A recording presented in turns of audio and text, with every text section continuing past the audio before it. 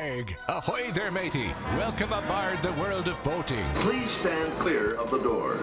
Por favor, manténganse alejado de las puertas. The radio show devoted exclusively to the boating lifestyle. You're gonna need a bigger boat. Brought to you by worldofboating.com, your internet portal for the boating enthusiast. I was just looking into buying a boat of my own. Call World of Boating toll-free now at 1-8888-28-BOAT. That's 1-888-828-BOAT. And welcome. This is the World of Boating. Greg, your first mate, Captain Patrick, Mike the Mariner, Barry the Boater. We got a full crew to navigate the latest boating news and information. Actually, it's been a while for Captain Patrick. He was taking a little break from the crew. Well-deserved, I'm sure. And we'll leave it at that, unless you want to shed any more light on it, Patrick. Is that it?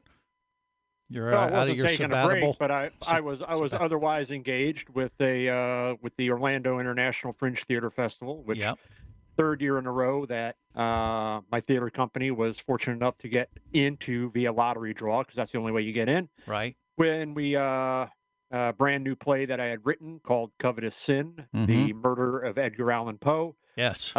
Which I created, wrote, produced, did the set design, costumes, all that He's stuff. a thespian!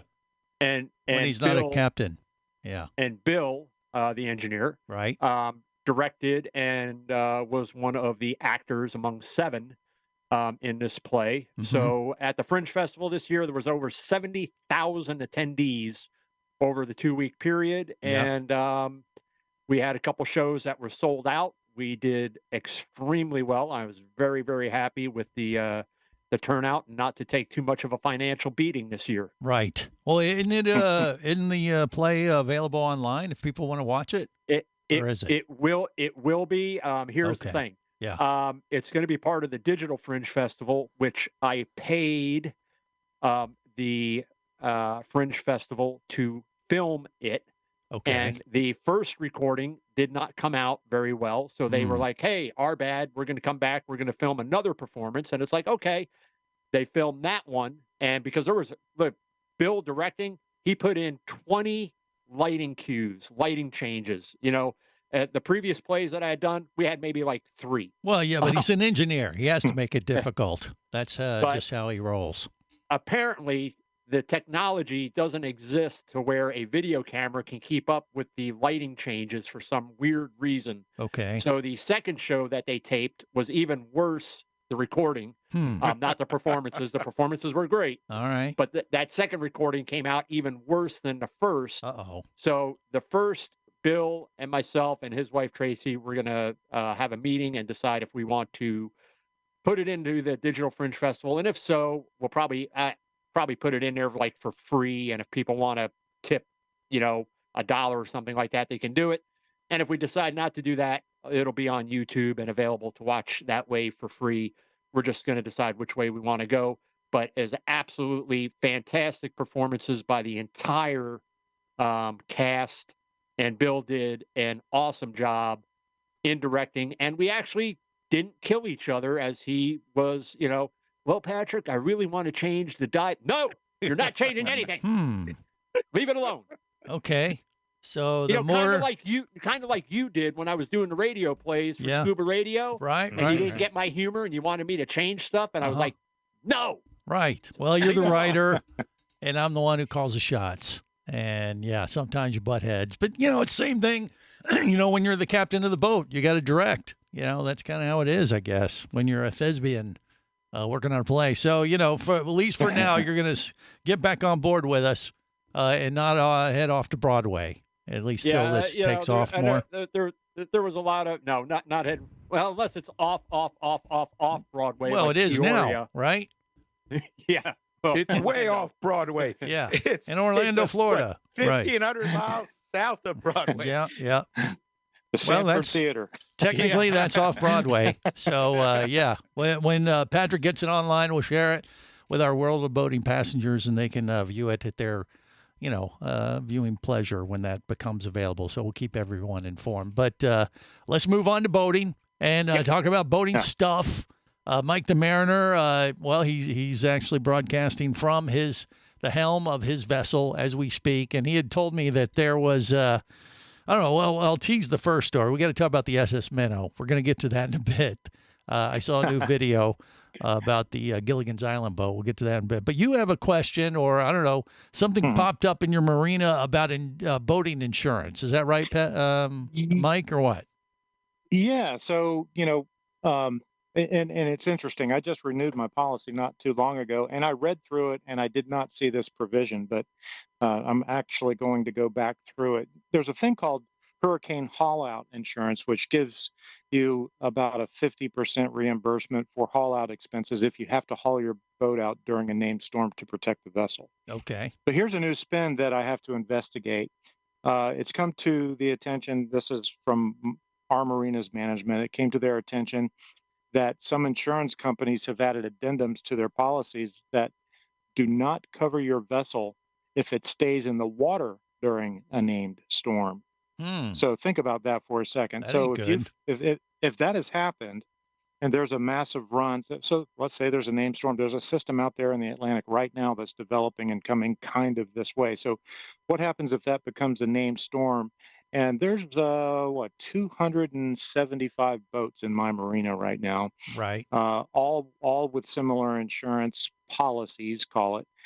And now, what happens if that kicks into gear and we are all calling the marina and saying, "Hey, we have to haul our boats out, or we lose all of our coverage"? Now, there would be boats lined up from downtown Sanford all the way to I-4 out on Highway 46. I mean, there's no way you could do it. No place to put that. And that's not even the safest thing to do necessarily anyway, depending on your vessel and where you're docked. Sure. Isn't that true? Sure.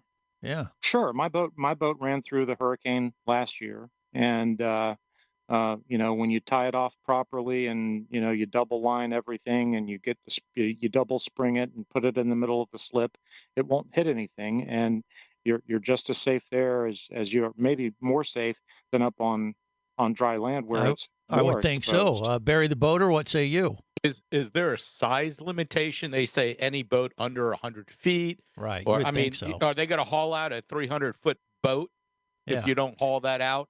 You don't get insurance. Yeah, this is what I have to investigate. This literally happened this morning. So, so I was literally, this is breaking news. I'm reading through it and I'm like, wow, I've got some investigation to do. But one of my friends here has a 71-foot Italian yacht, and he can't pull that boat out until you get to Jacksonville. I mean, Jacksonville's the closest place, and that's 150 miles away. So, right.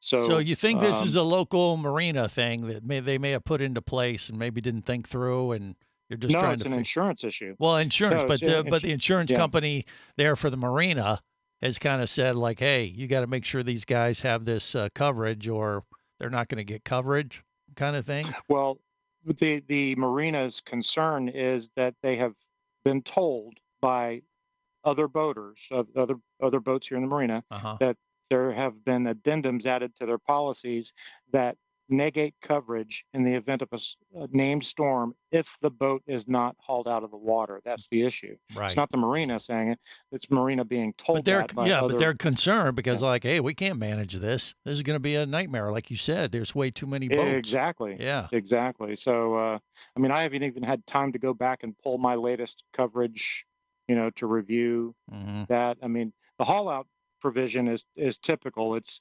basically the insurance company agrees to pay you 50% of the cost to haul the boat out and put it on the hard during a named storm if you deem that necessary. Right. This is a different spin on that issue. So something to make sure. Because if you don't take it out, you don't think it's necessary, and then it comes and it wipes your boat out, and they try to say, well, hey, we told you, you're stuck, and you're not getting any money. That is not a good position to be in. And our marina right now can't even haul boats out because during the last storms, there was some shoaling in the area where the travel lift is. So we have to go to another marina to get hauled out. It sounds like this is an issue of the insurance weasels trying to get out of paying again. And they do that periodically. Because, insurance to me is like legalized gambling. It's the best kind of business to be in if you want to make money like that. That's just my 2 cents. More coming up on the World of Boating. Stay close. You're listening to the World of Boating Radio Network. Hosting a radio show about scuba diving and boating is one of the best gigs on the planet. It's actually part of my job to check out and report on cool new products I personally use to enhance my diving and boating adventures. However, I do believe in sharing the joy, and this is why we've added Nanook protective hard cases to our list of products you can now purchase on the merchandise page at scubaradio.com.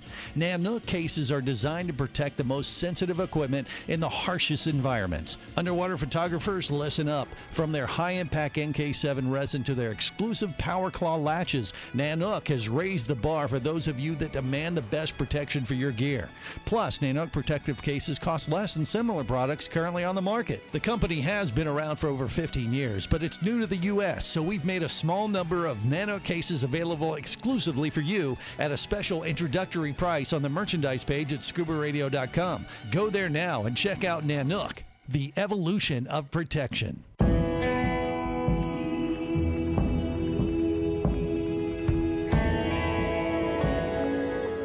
Be an explorer in the other two-thirds of your world. Be the buddy who takes the kids in the aquarium instead of just to it. Be adventurous. Be amazed. Be a diver. Even Keatley wasn't ready for me, or anything that followed.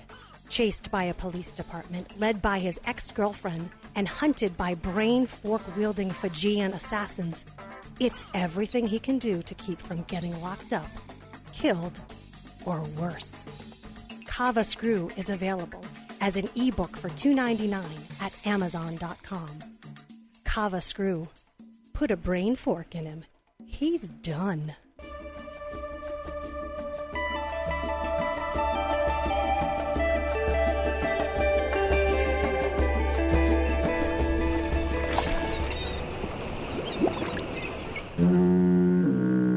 You have successfully navigated the Sea of Commerce and now are clear to cruise with the World of Boating. I do like the water. The radio show devoted exclusively to the boating lifestyle. The sun, the sea air, good friends. Brought to you by worldofboating.com, your internet portal for the boating enthusiast. Yoo-hoo, Mr. Pirate! What will we do with a drunken sailor? What will we do with a drunken sailor? What will we do with a drunken sailor at the light in the morning? Way, she raises way, she raises way, she raises at the light in the morning. This is the World of Boating. Greg, your first mate, Captain Patrick, Mike the Mariner, Barry the Boater, rounding out the crew. All right, so Mike has had an issue this morning, literally just hot off the presses. He was alerted to an issue about hauling out his boat if a hurricane, named Hurricane, comes into the area that the insurance companies are saying, look, you don't haul it out, we may not pay for your coverage if the hurricane comes in and messes up your vessel. Listen, And what are the odds? What are the odds? What are the odds that a named hurricane, how long has it been since a named hurricane came through Central Florida? I mean, it's literally never happened. 11 months. Yeah, it came. Yeah, it happened. It happened 11 months ago. Yeah, exactly. So yeah, insurance. It could be a simple thing. Is the insurance company is like, oh crap, we got to pay for all these the damage from last year. We got to come up with some plan because, like I said, the insurance companies, to me, if you're in that business, and I have family members that are, by the way, to me that is like the best gig you can have because it's like they're the house of a casino. That's how Greg takes his trips every 3 months. True, very true. But it is. I mean, insurance companies to me is kind of like not much different than casino in Vegas, and they're playing the odds. They're the house, and we're the players. All I can say is, if you're generally concerned, you need to write your state legislature and your state governor and have your concerns promptly ignored. Yeah, well, that absolutely will happen. Yeah.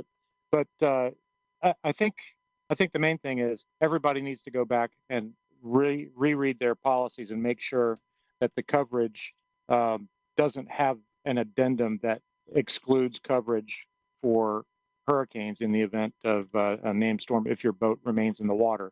There's literally no way to protect yourself from that. I mean, there's literally no way to handle hauling your boat out every time there might be a storm coming. Yeah. Or you got to find an insurance company that's not going to, require that issue or, Exactly. And, you just said earlier that, I went back and actually read my insurance policy to find out how I was affected. Unfortunately, everybody doesn't do that. And even you didn't do it till you thought it might be an issue, right? Well, I read it, but they're talking about an addendum that has been added to policies. Now, my policy was renewed recently. Maybe they added an addendum and I didn't catch it. So that's my message to that's your excuse. That have, yeah. That it could be what happened. I don't know if it's an excuse, but no, it's not an excuse. But I'm just saying, nobody reads their policy like that detailed when they purchase it. Barry does. Other than Barry, I was going to say that was my it's addendum great reading. To You that fall comment. asleep quick. Yeah. What do you say, Barry? Well, I know that with our homeowners insurance, you heard that people that have citizens are going to have to get flood insurance whether or not they need it. Starting in 24, 25, and 26, they're going to phase it in. Yeah. So that's something for people to keep in track of. Right. Yeah. I mean, you should be aware, but that's how they get through all these type of things. They kind of sneak them in, and then when it becomes a real issue, when something happens, then they're like, "What do you mean I'm not covered?" Oh yeah, we put this in effect a couple years ago. I mean, they do this all the time. Once again, they're the house in this whole gambling insurance system we have set up. Yeah. So they're going to find every way they can to pay out less and bring in as much premium as they can. Last year they had a bad year, I think. Certainly they had a bad year. But I think there was we talked a few weeks ago about an issue where a boat lost coverage because they didn't have a fire extinguisher system inspected. But the reason for the claim was the boat ran aground. There was no fire. They denied the claim because it ran aground. I mean, because the fire extinguisher system was not inspected, but it had nothing to do with a fire. Yeah, we discussed that. Yes, it had a hole in the bottom of the boat. They had a hole in the bottom of the boat. Yeah, the fire wasn't the issue; it was the flooding. There was no fire. Yeah, right. And but I mean, they're looking for ways of getting out of doing what they're supposed to do ethically and morally. Yeah. Well, I don't know what the solution is, other than be aware of it. And like you said, make noise if you don't like it, or find another insurance company that doesn't, ding you like that. But we're just putting the warning out there, and Mike will do some more research, see how this affects, and give us an update next week. Let's talk about Gilligan's Island. It's, it kind of goes hand in hand with boating. It's like Gilligan's Island and Jimmy Buffett music and boating. It's, it's kind of one of the same 3-hour tour. Everyone's had it. Well, they just had the SS Minnow on display at a boat show, and I believe somewhere in Canada. And I saw this YouTube video. It was pretty impressive. I couldn't believe how well they have maintained this vessel. I mean, this is a museum piece. I don't think it was for sale, according to Captain Patrick, but it was an interesting video. You can check it out on YouTube. What do you think, Barry?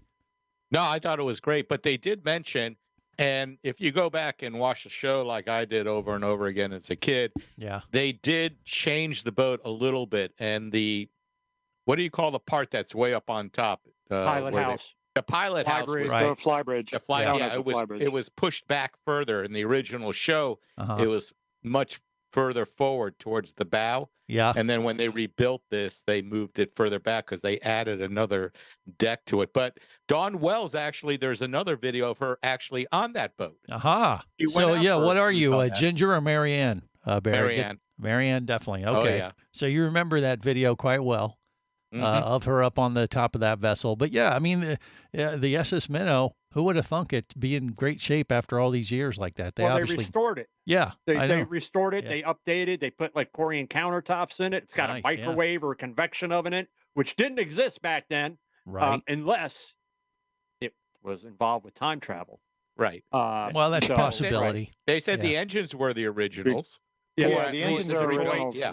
Yeah, but they've upgraded the controls on it, because I noticed in the video that it had electronic controls. So they've done some really, really cool upgrades to that boat. I'd love to see that. Well, the guy who ran in there. I loved how the guy who gave the tour on YouTube said how they have offered up many tours and take people out on this vessel, but they definitely get back at before 2:59. No 3-hour tours are allowed. Mm-hmm. Just to be safe. I don't even think. I mean, at speed, I don't even think it could go. I mean, it's dual 165 horsepower inboard Detroit diesels or Detroit, and I don't know what it do, like 12 knots, if that. So yeah, it's wide not like open. It's not even a planing hull. Right. At that point. But you get on that boat and you're just there to show off. Yeah, you put someone up like Ginger or Marianne on the top deck and let the passerbys go, whoa, that's the Gilligan's Island. They're going on a 3-hour tour. Oh my God, Ginger looks awesome. All right. So what does SS stand for? Super I Sport. thought it should be it should be steamship, but it's wrong. What is it? It isn't. Where he doesn't know. He's just asking us. The steamship or sailing ship SS would only apply if MV was in front of it. SS is actually for Sherwood Schwartz. Oh, really? Okay. God. Well, there you go. More coming up on the World of Boating. You're listening to the World of Boating Radio Network. Traffic sucks, unless you're scuba diving with Mike Scott. Mike glanced down at his dive computer. It showed less than 50 PSI left in his tank. Probably just a few more breaths. Or riding shotgun in a thrilling car chase. One bullet hit the Jeep's windshield, spiderwebbing the passenger side. Mike shifted into second gear and felt the Jeep leap forward. This just got serious. Escape your commute with audiobooks from author Eric Douglas. Download to your phone. Go to booksbyeric.com or audible.com. Do you have a message or product you need to share with the boating world? Well, look no further than the World of Boating radio show. Just like you, thousands of boating enthusiasts are hearing this message, and we could be talking about you and your product or service as early as next Saturday. Remember, a terrible thing happens when you don't advertise. Nothing. Go to worldofboating.com, send us an email, and let's get to work to make your marketing message matter.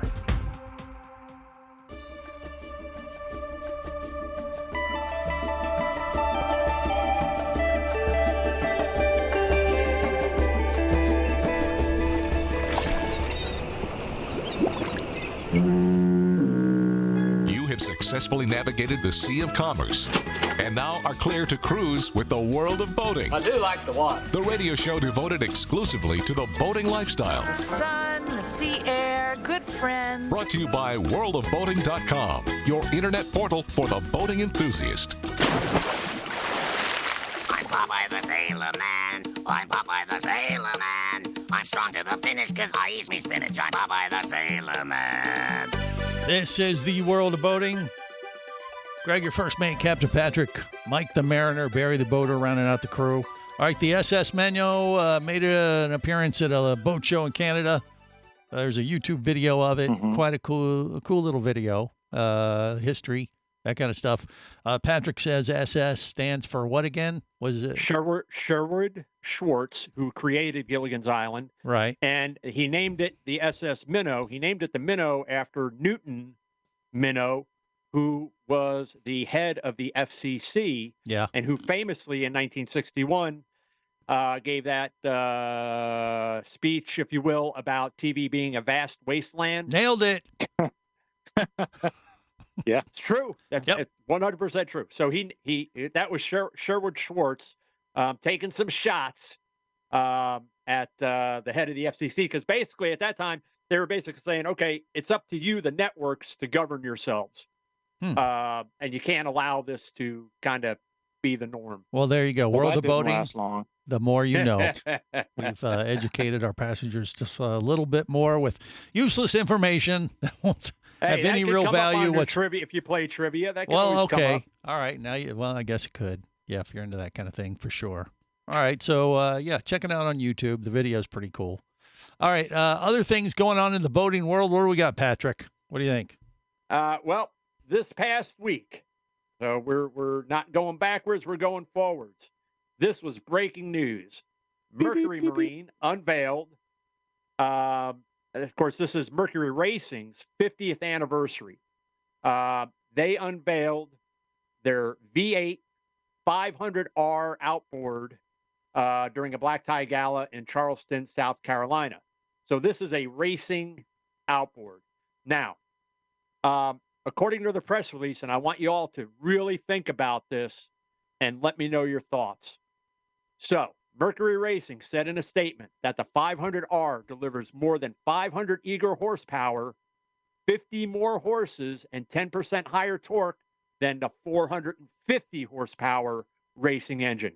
So I think it is just absolutely mind-blowing that they actually had to put into the press release that the 500 has 50 more horsepower than the 450 because we are morons. Well, you know, I mean, you get a free calculator with the motor. Yeah, you look at the public school system; they're just trying to cover that base for the lack of performance over the last few years. So, but they do have some upgrades from the 450R, include a new crankshaft and larger, more robust 1-inch drive shaft splines, connecting rods, rod bearings, and pistons have been strengthened to handle the increased combustion pressure, and a 6,600 RPM maximum RPM.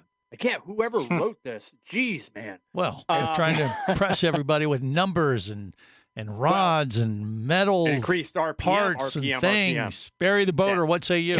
Captain, so did they also get new decals that say 500 on them? Duh. No, it says racing 500, and in small print underneath, that's 50 more horsepower than the 450. Okay. Well, what engine cowling? Yeah, have you actually ingested all this information, Patrick, and figured out how much faster it really is in the real world? Like how as far as miles per hour? It all depends on what boat it's going on, Greg. I mean, true. It can only. I mean, if you're putting it on a 200-foot. Boat, you're doing like quads or something. It's not going to push it. Well, what fast. about weight? I mean, is it the same weight as the 450, or does it say like they've done it in the same weight profile? Maybe you would expect it to be very similar because it's the same platform. They just modified and strengthened the existing components on the existing engine platform. Exactly. So if there's any weight increase, it's probably negligible. Probably. They don't say, but they do make it clear in this press release that the 500R, which is 50 more horsepower than the 450, is available in either Phantom Black or Cold Fusion White. Ooh. Now, the thing to remember about Phantom Black and Cold Fusion White is if you have one of these engine cowlings especially, and it gets damaged, Phantom Black is going to be about $3,000 to repair, and Cold Fusion White will be about $3,000 to repair. Yeah. Because you can't just use any black or any white. That's really odd. Stick with the OEM. I didn't know Cold Fusion even had a color reference. Phantom Black, Phantom. Cold. That's why it's white. What, Cold Fusion? It's cold, like snow. Oh, okay. But Cold Fusion's like nuclear type of technology, like you're Elon talking Musk about hot stuff. fusion then. What? So anyway, real quick, the R drive. So the way the engine was designed is for boats that run up to 85 miles per hour is the R drive, and the R drive Sport is for boats that exceed triple digits. Whoa! Holy cow. The engine can run with props up to 17 inches in diameter. Wow. Which, when you think about it, that's a big prop. 17 inches? No, it's not. Well, compared to my 15-inch prop, yes, it is. Well, yeah. Well, you guys quit comparing inches on props. It makes me uncomfortable. Imagine what this could do on a Craig Cat. I mean, that would be a good experiment. It would sink it. My boat would. Mike, you would be sitting on top of the engine. I say do it. Just do it for. My boat for can science. get up to that speed if you drop it off of a helicopter. Right. Yeah, we could put that on your 17-foot Triumph. Why not, Barry? That'd be a good experiment too. It would. Not only if it didn't sink it, and of course Barry's boat is unsinkable. My boat's unsinkable. Right. It would either sink it or it would rip the transom off. Either way, it would be fun to watch. If you're not on the boat, the material doesn't sink, so it would just float with the transom away. You would go and you'd hit the throttle, and it would just be like rip. Yeah. And the engine takes off forever and ever. Pretty much. I say do it. Come on, Barry. Okay, of course you do. Take one for the team. Yes, for science. Oh, okay. Yeah, science. That's it. Science. Exactly. Yeah, but real quick, just so you know, I mean, when we're talking about prop size, again, 17 pitch, And I know that Mike and Barry understand what pitch is. I know Greg has a very vague idea. He thinks it has something to do with baseball. Well, 17 inches, and I'll tell you right now, I will not be the pitcher or the catcher, for that matter. And we've just gone down a deep well. Moving on to the next story. What do we got, Patrick? So when we talk about prop size, what we're talking about 17 pitch, we're talking about in one revolution, how far that prop would travel basically in one revolution would be 17 inches. In theory, yeah. In theory, yes. Not taking into account slippage, over torque, different water conditions, salt in water Jello, versus... it would probably work like that. Okay. Or with one of those fancy props that Mike wants for his boat. Oh yeah, the one that costs more than the boat. Yeah. And not covered by insurance. Okay. Yeah, I'm sure. All right. Well, what else do we have, Patrick? Okay. So recently, during my absence, there was an incident over in the Mideast where the Carlton Queen capsized during a diving trip in the Red Sea. And now the passengers, everyone survived, but they're now looking at suing the owners of the vessel. And the thing is, this one gentleman that they interviewed, he's like, yeah, I noticed that, as we were leaving, the boat had a noticeable list and it wasn't running quite right. But yet, off we go. Where you should have been knocking the door down to get to the captain and say, we're heading back. We're turn this thing around. Something is wrong. This ain't right.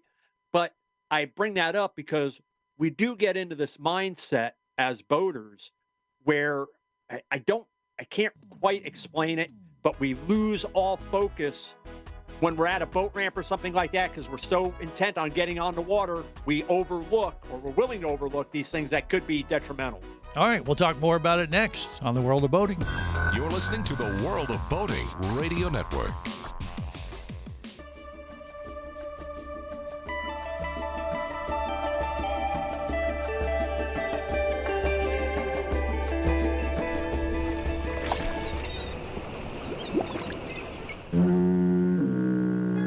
Successfully navigated the Sea of Commerce and now are clear to cruise with the World of Boating. I do like the water. The radio show devoted exclusively to the boating lifestyle. The sun, the sea air, good friends. Brought to you by worldofboating.com, your internet portal for the boating enthusiast. You can't have 5 people or 10 people in a boat. So if it is a family of 4 or 5, like husband, wife, and kids, they're going to have to pick 2 of them at a time. They would, yeah. Okay. Yeah. Hey, Greaseball, where did you get the right to tell me how many people can come on my boat?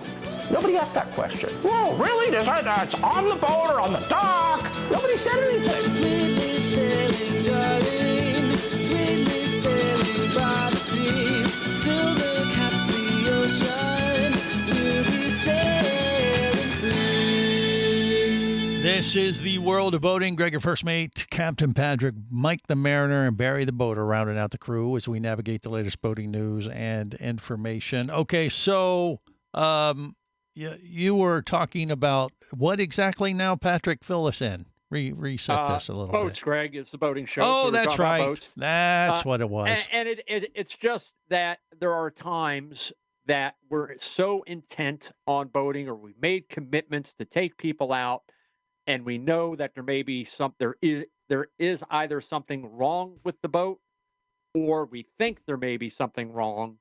Speak up. Don't hand your brain off to the captain. So we overlook the obvious. Mm-hmm. You said speak up. Yeah. Okay. Yeah. But I mean, you're still responsible when we know for we your should. own safety. Yeah.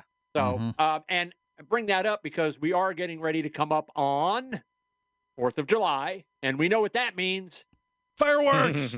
Yes. Fireworks. Awesome. In more ways than one. Right. And this past week, we did post a story on Facebook. So if you haven't checked us out on Facebook, if you're listening to us for the first time, or maybe it's for the 1,000th time, we appreciate it. Please check like us. Out. us. Check us out on Facebook. All these stories are on there. We promise not to bombard your news feed. We only post maybe 1, maybe 2 stories a day, if that. Or check us out at worldofboating.com, where you'll find the stories as well. So over Memorial Day weekend out by the Sunshine Skyway Bridge, there was a collision in broad daylight. I mean, wow. It just... That's hard to do out there. I mean... Boat up. Yeah, I know, right? So, and the reason why I bring this up is, one, situational awareness, right? Mm-hmm. Yeah. And it's not that you may be doing something wrong. It's the boats around you and being aware of who's around you, who's approaching. And speed can be quite deceiving out on the water. What you think is a small boat is actually a very large craft moving at quite a speed, or vice versa. But we got several comments on this story, and our friend of the show, call it the marine surveyor to the stars, Matthew Knoll, actually chimed in with this. Yeah. And we know Matt is a well-experienced boater. This is his business, is surveying. He knows his stuff. Yeah. He knows his stuff. I don't boat on weekends anymore. Leave that to the amateurs. The waterways are too crowded with too many inexperienced, big ego, and drunk people. 95% of the boaters don't have good understanding of what they are doing while operating their craft while sober, and 95% are far from sober by the afternoon. This story is a perfect example. How does a small boat in broad daylight just come out of nowhere and end up in your boat? Perhaps you couldn't avoid or evade it, but for some, situational awareness could have prevented the total surprise. And another listener of ours, Charles Lewis, tragic and terrifying. Few people seem to know the leading cause of boating injuries is due to collision. I worry that people are looking at their big, beautiful chart plotter screens and not at the water. Amen. Preaching to the choir. Mm-hmm. The way technology, I don't want to go off on a tangent, but the way technology has advanced, I recently had a discussion about, use of autopilot and things like that, and I don't do it. I don't like it because I have to maintain a watch at the helm anyway. And if I'm going to do that, I want to drive the boat. That's why I'm boating. I don't want the computer to do it. I don't want the rate. I want to do it. I want to have control. I want to be in control. I want to experience that part of it. For me, that's what's fun. That's what's enjoyable. Plus, I get to learn something about the boat that I'm on, whether it's the first time I've been on this particular model, or maybe it's the 100th time. I'm always looking to learn something new based on the boat, the conditions I'm in, the people that are around, whatever it is. And if you're not doing that, you're missing an opportunity to continue to educate yourself and gain that knowledge, that experience. Okay. Yeah. I think Patrick has spoken. Barry, you feel the same way or what? Absolutely. We right. do not go out on the weekend anymore. We even learned not to go out on a Monday during a holiday. Well, I don't know if you have to be that nuts about it. I say the holidays are a thing. If you say all weekends, I think that's a bit much. Yeah, I going a little overboard. Most of my boating is on weekends, and right. And there are some crazy people out there, but your generally, but your boat is already in the water. All you have to do is untie and go. Yeah. So even the Craig Cat, we run the Craig Cat on kind of expeditionary runs up and down the river. Yeah. And some people don't have the luxury to be able to go boating during the week. I think the weekend is, you can go out on the weekend. I think on the holidays though, like Memorial Day weekend, July 4th, that kind of stuff. Obviously, you got to be a little extra careful. It's kind of like our buddy Neil, who says, he doesn't go out on New Year's Eve anymore and leaves the partying to the amateurs for that night, and because he considers him a drinking professional, which I would tend to agree. And I think that's a kind of a same type of analogy here. You go out on a holiday, just be aware that you're going to deal with a lot of folks that are definitely in the beginner stages of boating, or may not be paying attention, or too lubed up. And I mean in the socially lubricated way, Barry. Don't look at me like that. That can happen any given weekend. Yeah, though. it could. We went on a boat trip. Yeah, we went on a boat trip Memorial weekend, a 4-day boat trip, and we're on the water pretty much the entire weekend, and we didn't see anybody do anything bad. Right. You know, It just depends. It was fine. Yeah, you just got to But be then- but aware. then- Like you said, keep your eyes, looking outside the helm and not locked in on the all the navigation and electronics all the time. It's no different than a pilot. That's that's training 101 when you're trying to become a pilot, private pilot. The same thing. Yeah, but the thing is, Greg, technology has made it to the point where you can get into this 42 or 53 foot yacht and hit the key fob and go, and you got your displays, and you're fascinated by the depth sounder and the sonar. This is flashing. Maybe, Oh my God! Look at that. and maybe the boat's got forward looking infrared. We just built a 42 foot with 6 Garmin cameras. Sweet. Based around the boat.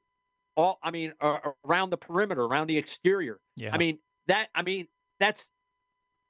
It's incredible. It's great that you got the technology to do that, and they're so small that you can fit that in there. But I don't need that much information in to be able to boat safe. I can do it. We've been doing it as a peoples for thousands of years.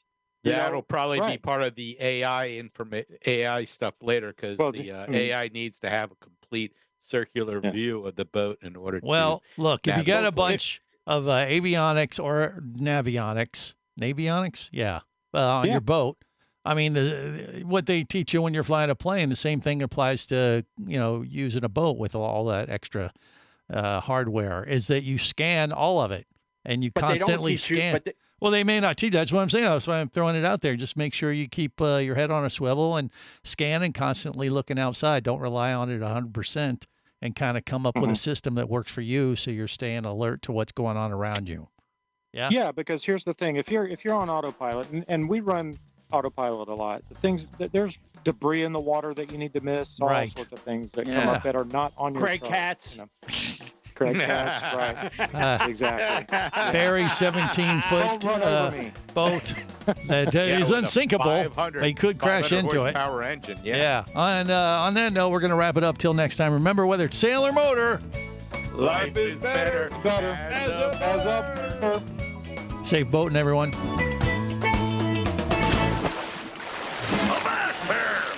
Here, you barnacle-bitten swab. World of Boating is brought to you by worldofboating.com, your internet portal for the boating enthusiast. Any of this getting through to you, son? World of Boating is a production of Overboard Entertainment Incorporated. Computer standing by. Remember, you can listen live or to archives of past shows worldwide over the internet at worldofboating.com.